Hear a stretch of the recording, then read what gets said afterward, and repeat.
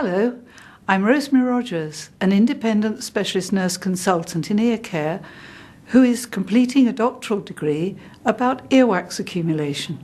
This presentation is provided to increase your awareness of current good practice in ear care. For the past 22 years, I've written ear care courses for healthcare workers and audiologists, established a national primary ear care centre, provided an ear care consultation service, and taught clinical staff from around the world. Ears and communication are a very important part of living. You also can make a difference to the quality of life of people by considering the person with the ear problem and by using procedures available in the primary setting, so preventing unnecessary referral for secondary care. Who are these people with ear problems? You see them every day. They are people who struggle to hear conversation, who misunderstand the spoken word, whose hearing aids are whistling, who withdraw from conversation and sit alone. Their hearing problem is frequently caused by an accumulation of earwax or a minor ear infection in the external ear canal, and it could be easily resolved by following a procedure that can produce immediate relief. Ear problems are found worldwide and can be caused not only by accumulation of earwax, but also by any or a combination of the following: genetic makeup, age, skin type, anxiety, stress, medication and lifestyle. Lack of knowledge about ear care causes people to search for remedies for their blocked ear problems. Many of the ways they choose are not effective and may damage the skin of the ear canal or even perforate the tympanic membrane. Here are some facts about the external ear canal and earwax, which is produced in the first third of the ear canal. This canal has a self-cleaning mechanism that mobilizes the earwax out of the canal to be wiped away during normal washing. The ear canal bends where the cartilage and bony areas meet, so it's important to straighten the ear canal prior to viewing or treating the ear. This will be demonstrated later in the DVD. Excess sticky wax may accumulate and block the ear canal, while excess dry flaky wax and dry ear conditions can cause irritation in the ear. A small amount of earwax at the entrance to the ear canal helps to lubricate the skin and is beneficial in reducing dust entering. Water trapped behind the plug of earwax in the ear canal is frequently the cause of ear infections, as bacteria can thrive in warm, dark, moist conditions. Ears that are prone to infection should be kept dry. Older people's ceruminous glands produce less sebum, an oily substance, and hence they have drier, harder earwax, which is slower to migrate out of the ear canal. Excess earwax in younger people may be related to an hereditary problem. Anxious and stressed people often produce wetter wax. The problems caused by excess earwax are discomfort, deafness, itchiness, tinnitus, vertigo, and irritable cough caused by pressure on the cough reflex nerve in the inferior ear canal. These problems are exacerbated by attempts at self-clearing the ears. The associated hearing loss may cause frustration, stress, social isolation, paranoia or depression, where the person has other health issues such as physical, mental or learning difficulties or a language barrier in understanding. The basic difficulties become accentuated. A person who wears hearing aids and produces excess earwax requires regular earwax removal, as earwax is the cause of 80% of hearing aid repairs, and it can also cause an acoustic feedback whistle, which reduces hearing ability. All these people will require early external ear canal clearance in order to maintain their quality of life. Clearing the earwax is only necessary when it causes a problem or if it's impossible to correctly examine the ear. All these people may have similar earwax problems, but require different approaches to resolve the ear problem. It's important that those offering ear care are also skilled communicators and can advise on future care of the ears and prevention of ear problems. It has been shown that by using an olive oil spray immediately prior to treatment, the health worker can easily remove the wax. This is preferable to exacerbating the hearing loss through extending the time the person is deafened by instilling drops over many days, some of which can cause irritation of the skin, prior to clearing the ears. The alternative secondary treatment is to remove the wax by microsuction, which generates noise levels up to 120 decibels. In the past, there was only one method of clearing wax from the ear canal that treated all people. The manual plunger syringe has been used since the 16th century AD. This continues to be the method still used in many countries. Evidence that use of this type of syringe caused damage to ears included permanent tinnitus, perforation of the tympanic membrane, deafness and chronic infection, leading to litigation was recorded in a survey conducted by the Medical Defence Union in 1997.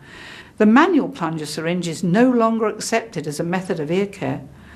The ear canal can now be safely and easily cleared by a suitably trained health worker or audiologist wearing a headlight and using a combination of instruments and irrigation. Irrigation should be performed using an electronic variable controlled pressure irrigator, which is research proven for use in ears and complies with the required medical devices standards.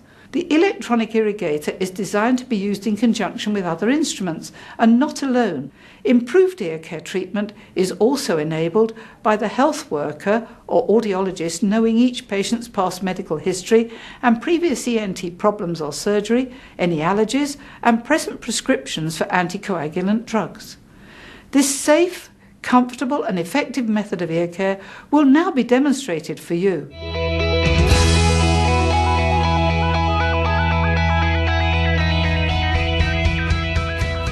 This is what the electronic irrigator looks like, which is used in this short DVD. The cleaning guidelines are explained in the instruction manual which comes with the machine. Each day before use, the Propulse electronic irrigator must be decontaminated using appropriate solution. In this instance, ChlorClean tablets have been used according to the manufacturer's guidelines.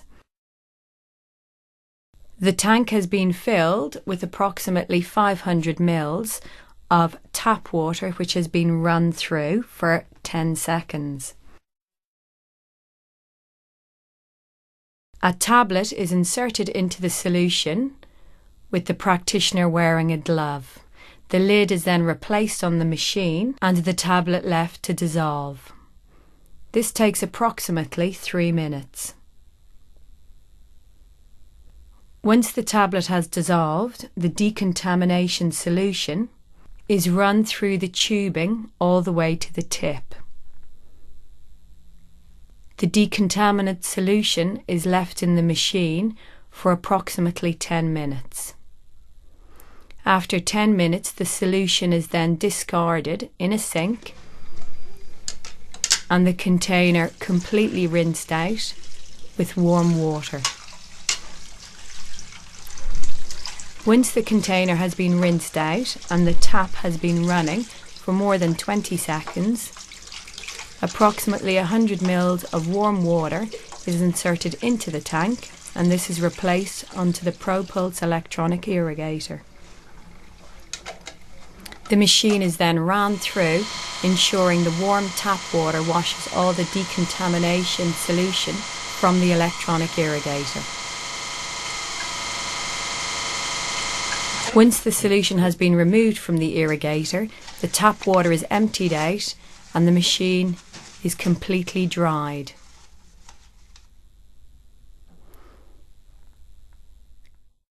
This is now ready for use.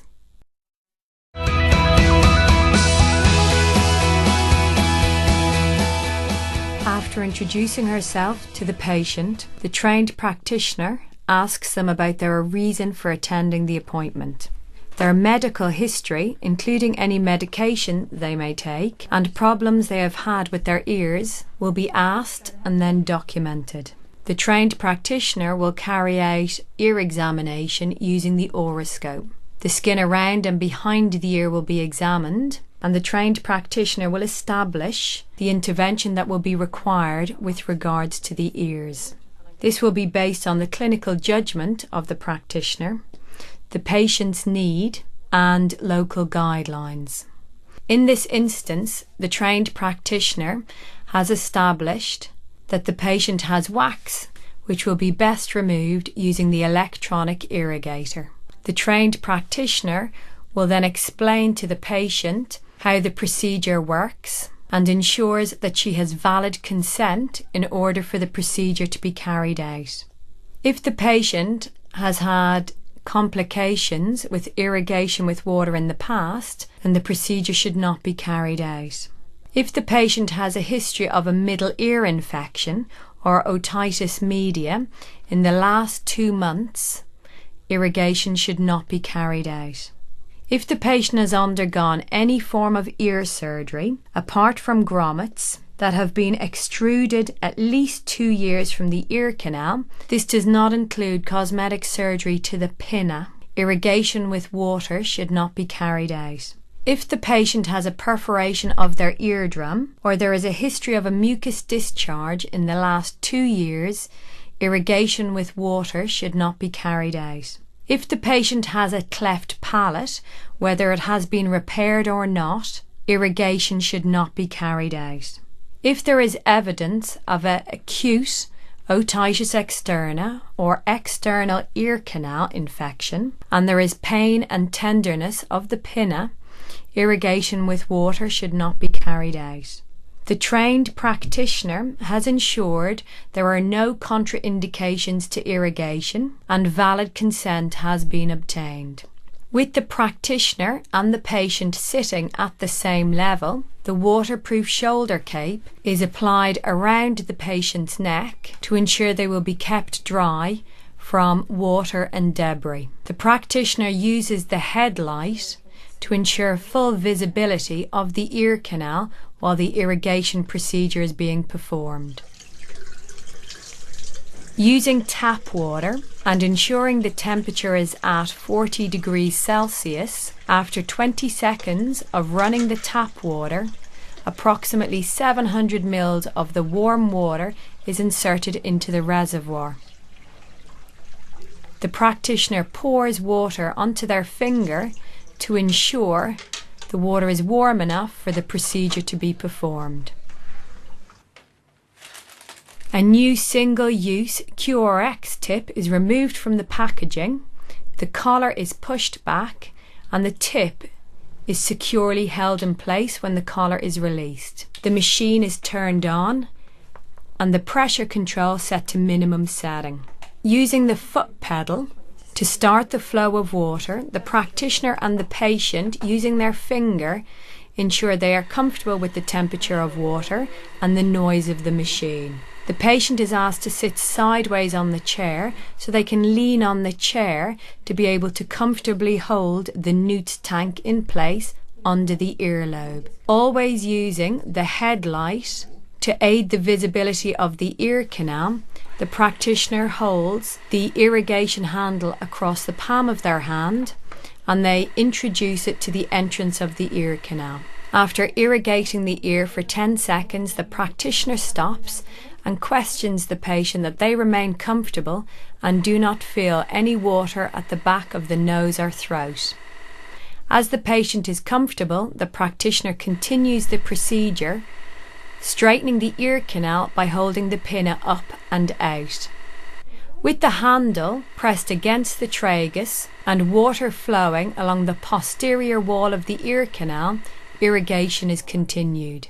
Using the headlight, the practitioner sees that the wax is coming towards the entrance of the ear canal and they will now be able to appropriately use the wax scoop to remove the wax. Using a tissue to dry the entrance of the ear canal, the practitioner removes a new disposable scoop from the bag. Straightening the ear canal and with the headlight for visibility, the wax scoop is inserted into the ear canal and the wax is removed. This has reduced the length of the irrigation procedure and also improves patient comfort. Drying the entrance of the ear canal, the practitioner will now need to perform oral toilet to remove all the water from the ear canal. Using cotton wool approximately the size of a postage stamp, the nurse teases the cotton wool apart and inserts the serrated end of the wax scoop onto the cotton wool. Once the cotton wool has been tightly mounted on the serrated end of the wax scoop, it is inserted to the entrance of the ear canal, and using a gentle rotary motion of the scoop, water left pooling within the ear canal will be absorbed back by the cotton wool.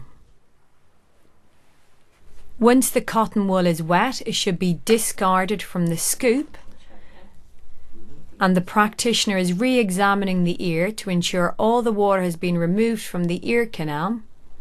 There is no wax or debris left within the ear canal, and the patient has a normal tympanic membrane or eardrum. The result of this procedure will be documented according to professional guidelines. The trained practitioner is then advising the patient on how to take care of their ears. They will be advised to keep their ears dry from the entry of water for a minimum of 5 days after irrigation. In order to do this, they can use a small amount of cotton wool which has been coated in petroleum jelly, and this should be inserted at the entrance of the ear canal. This will help to protect the ears from any entry of water. The patient will be advised not to insert any implement in their ear which could cause damage to the ear canal or eardrum. The patient is also recommended to attend a trained practitioner for ear care and a further ear examination in approximately 1 year. Any further wax build-up can be removed before it becomes a problem for the patient. The patient is also given written guidelines on how to take care of their ears, and this full procedure will be documented according to professional guidelines.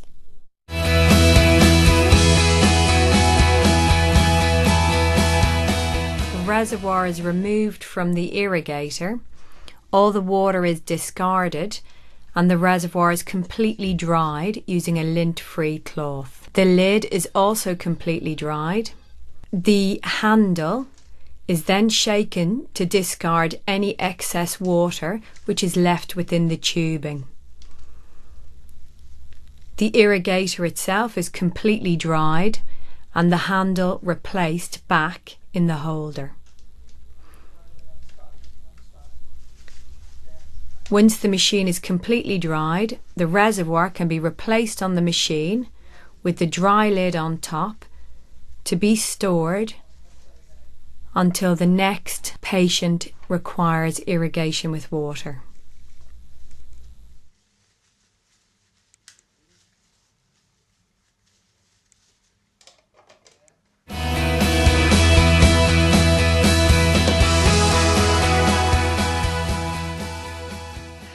You have seen the current practice of excellence in earwax removal, and we are sure that you will now have increased safety in mind and a vision of how your practice can be enhanced.